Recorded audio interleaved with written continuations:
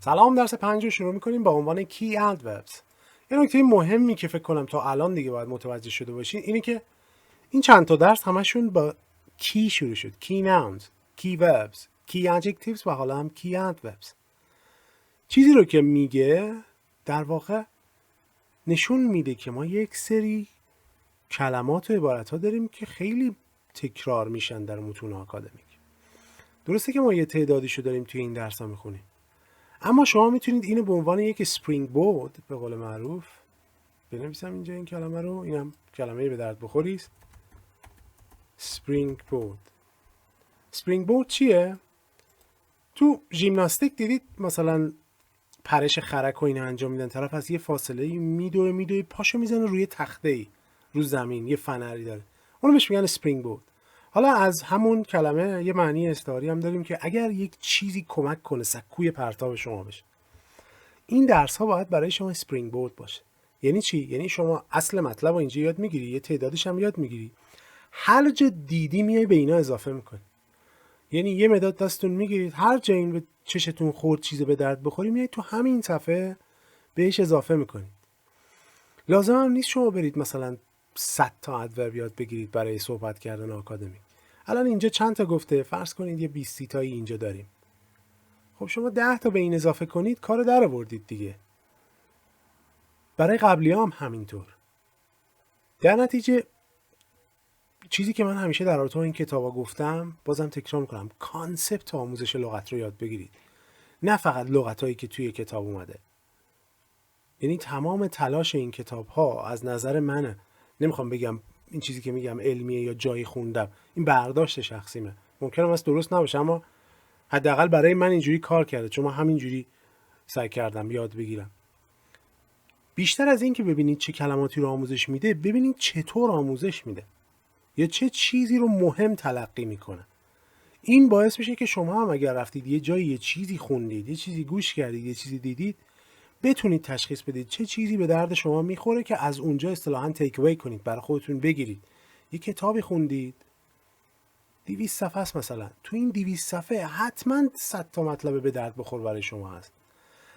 اون کانسپت یادگیری لغت رو اگر یاد بگیرید اونجا در میارید. شما قرار نیست شما یه کتاب خط به خط بشینید ریز بشید هر مطلبی توش هست در بیارید. نه، کتاب رو میخونید برای لذتتون. منظورم از کتاب دیگه کتابای آموزشی نیست. یا یه فیلمی رو میبینید برای تفریح، یه سریالی رو مثلا 6 فصل دارید نگاه میکنید، تو این 6 فصل نمیگم بشینید ریز بشید، که اگر ریز بشید خیلی مطلب توش در میارید، ولی همینجوری که حواستون به کتاب هست تا انتها سریال هست، تا انتها که بره ممکنه شما 100 تا عبارت خوب توش در بیارید. این حاصل اونی که قبلش شما اینجور کتاب ها رو خوندید، کانسپت و نحوه یادگیری لغت و اون چیزی که ارزشمنده رو فهمیدید و حالا اگر در معرض زبان قرار بگیرید میتونید ازش جذب کنید. دوباره برمیگردم سر اون حرفی که چندین بار تا حالا تکرار کردم. فکر نکنید که مثلا حتما باید برید یک کشور انگلیسی زبان تا زبانتون راه بیفته. شما باید بلد باشید که چه جوری یاد بگیرید از محیط، وگرنه نمیتونید یاد بگیرید حتی اگر 20 سالم لندن زندگی کنید. اما اگر بلد باشید، هیچ نیازی هم به زندگی کردن در لندن نیست. شما میتونید همون تو گوشه اتاقتون هم که نشستید پای اینترنت، پای فیلم و سریال و کتاب و مقاله و اینا، انگلیسیتون رو خیلی خیلی خوب کنید. خب بریم سراغ بخش اول، adverbs that compare. قیدهایی که در این مقایسه استفاده میشن، حالا به اشکال مختلف. مثلا comparatively و یا relatively که میشه نسبتاً، معنیش هم نوشته in comparison with something else، در مقایسه با یک چیز دیگری. Our sample was relatively small و یا our sample was comparatively small. Especially یا particularly که معنی مشخصاً یا به خصوصه. More than usual یعنی مثل حالت عادی یا معمولی نیست. مثلا میگه The process was not especially difficult و یا particularly difficult. اما بعدی specially.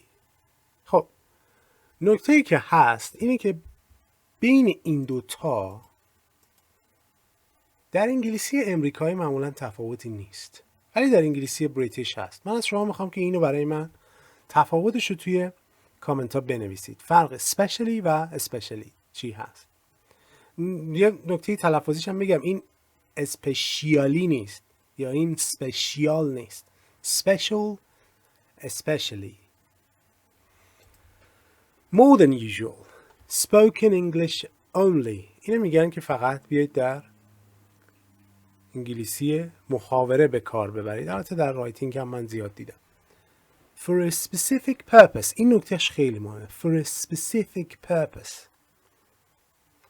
The exam was especially hard this year. و یا we used specially designed equipment. فکر کنم با این مثالا معنی تفاوت این دوتا رو فهمیدین. تفاوت especially و specially. ولی باز برای من توضیح بدید که فرق این دوتا چیه.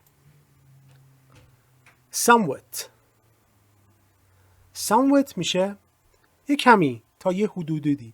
برعکسش میشه considerably. و اینجا هم نوشته slightly formal. در واقع میشه که نیمه رسمی حسابش کرد. به جاش میتونید a little و slightly هم بگید. مثال گفته که when we tested younger boys we obtained somewhat different results. و یا برعکسش considerably different results. اینجا تا یه حدودیه، اینجا اصلا یه چیز متفاوتی، دنیا با هم فرق میکنه. primarily دقیقا همین mainly هست. حالا شما میتونید در کانتکست هایی که یه مقدار فرماله از این یکی به جای این به کار ببرید. میگه امیر is primarily interested in biophysics. بعدی mostly و یا largely که اینجا گفته almost completely، یعنی تقریبا تمام یک چیزی رو، اما نه کامل. but not totally so. The research was largely successful. یعنی تقریبا نزدیک به 100% منظور دیگه. و یا mostly successful، موفق بوده. directly یا directly هر دوتا تلفظش رایجه که برعکسش میشه indirectly و یا indirectly. خب چی بود؟ برای یه قاطی کردم.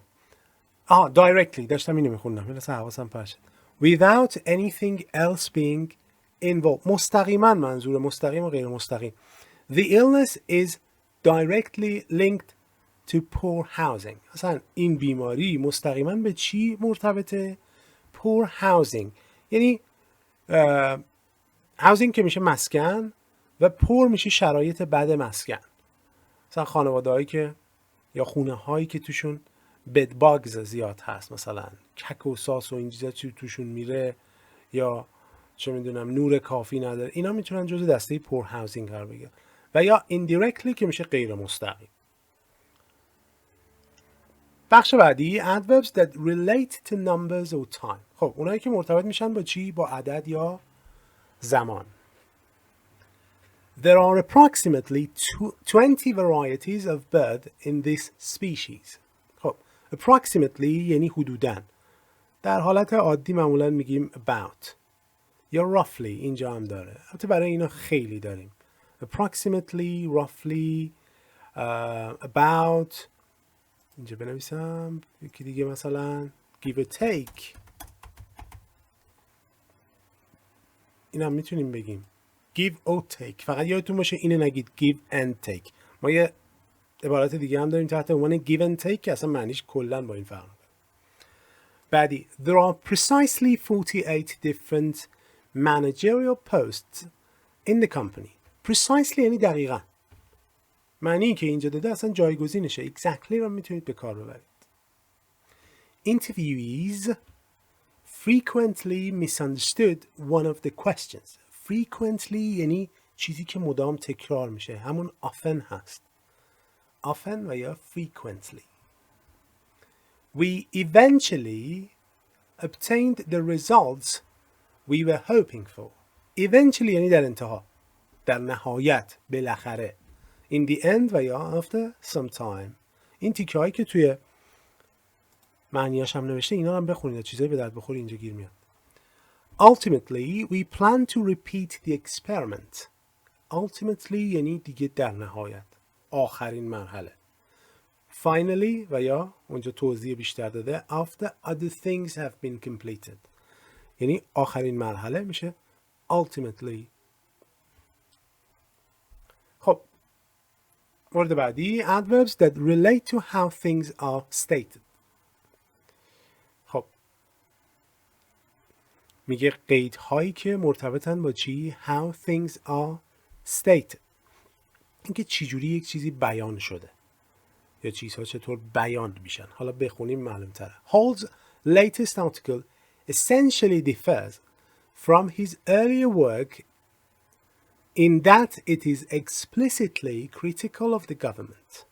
خب essentially از essential میاد دیگه، از basic هست که میشه basically، یعنی به اون مغز قضیه اشاره میکنه، به اون مهمترین نکته، اصل مطلب. و از اون ور explicitly یعنی یک چیزی رو باز و شفاف و بدون سانسور گفتن. ترجمه‌ای که معنی که برش نوشته خیلی خوبه، openly. در ادامه داریم که generally his disapproval of their policies was only conveyed implicitly in his previous writing. Generally که میشه عموماً، معمولاً، usually و یا also on the whole، اینم عبارت خوبی است. و implicitly یعنی یه چیزی رو بگید بدون اینکه مستقیم باشه. در واقع imply کنید، از فعل imply استفاده میشه.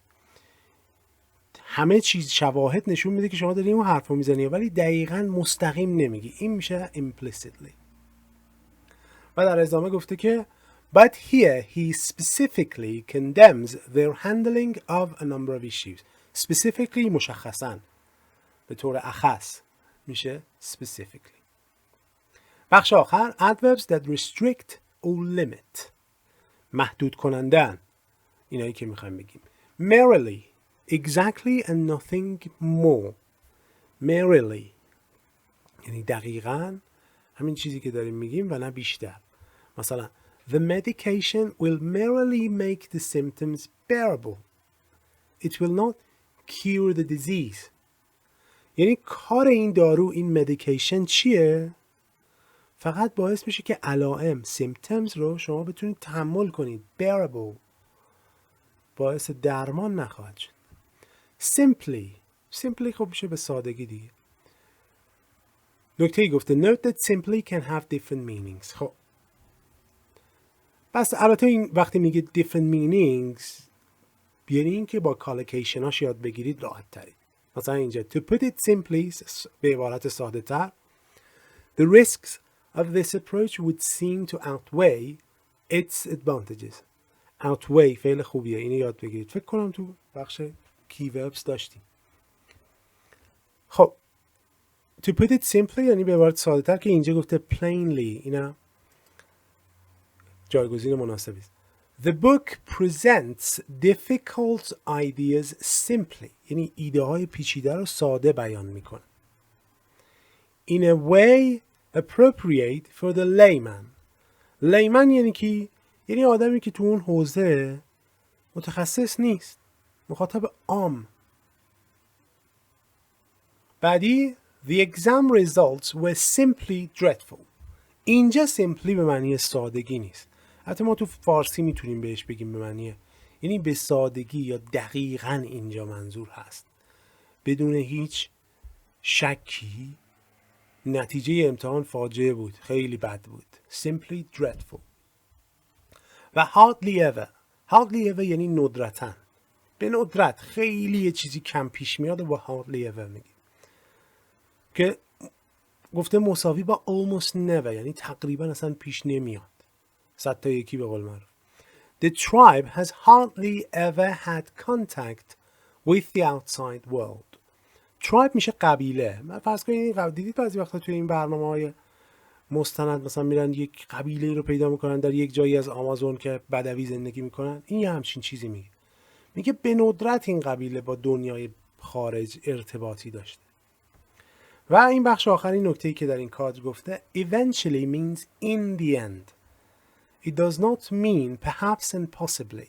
خب این نکته‌ایه که برای زبان آموز ایرانی به مشکل نمیخوره. این نکته‌ای است که معمولاً برای زبان آموزان آلمانی یا کسایی که زبانشون هلندی یا چک مال اون طرف هست، چون معانی مشابه اونجا دارن.